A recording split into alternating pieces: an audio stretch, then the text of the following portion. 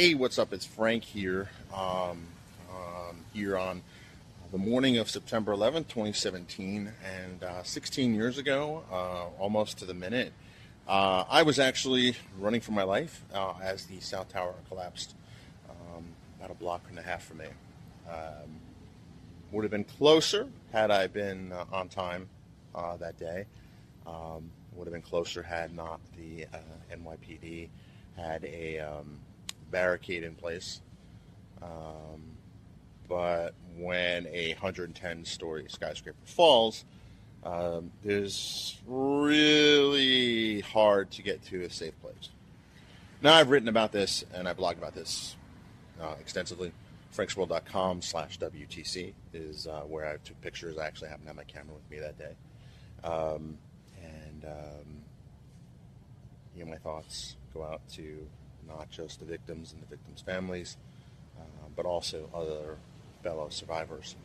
But one of the interesting things that, one of the test data sets for data science is the Titanic survivors and the Titanic data set, basically. And basically you can kind of run machine learning algorithms based on what your port of entry was, what your gender, your age, your number of family members, as well as how much you paid for your ticket. And there's many machine learning algorithms that have been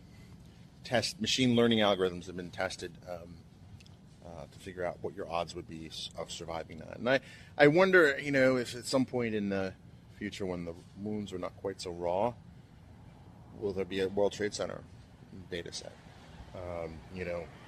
Will the floor that you're on in the building, and which building you're in, probably played a very significant role. Unfortunately, if you're on any of the planes, it was 100% fatality there. So the only variables would be the buildings, what floor you're on, and also which building you're in, as well as, and this is the thing that's really probably harder to capture, people like me who are late for work.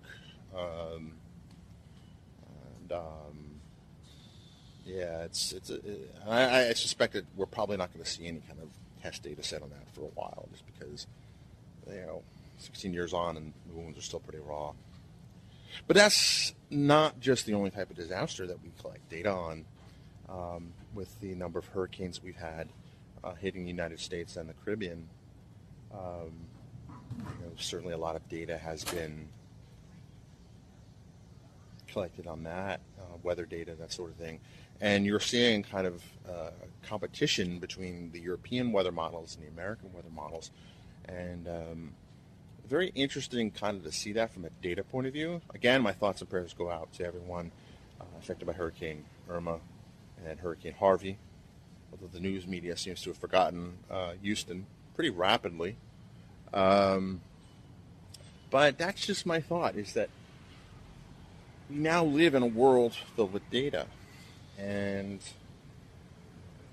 what kind of insights can we learn from disasters to help mitigate, one, prevent them, and two, mitigate them, as well as, how will these data sets appear? I know for a fact that the Hurricane Sandy data sets, data collected there, has been used in several sales demonstrations at Microsoft, and I wonder, will there be Hurricane Harvey and Hurricane Irma demonstrations? And these are not, when I say sales demonstrations, these are not crass demonstrations.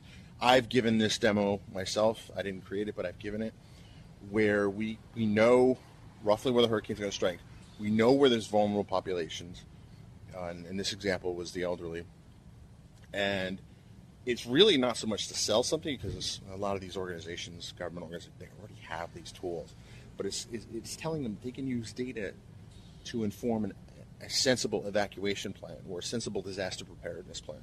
And that's basically what this does. You pull in data from the U.S. Geological Service, you pull in data from the Census Bureau, you pull in data from various weather creation agencies, weather data collection agencies. And you know that a particular jurisdiction has a high degree of elderly residents. You know, thanks to USGS, you know what the watershed, is it watershed tables? But you know roughly where the floodplains are. If you know that, you can project where the wind and the rain is going to be. Well, then you know where you have a problem and where you should prioritize your assets. And I think that's going to be the future of disaster mitigation. As for me, I think I've spoken quite so long for a DataPoint. I'm just going to enjoy something that I couldn't enjoy 16 years ago, and that is breathing in a nice breath of fresh air. The dust and contamination in and around Lower Manhattan that day was just horrible.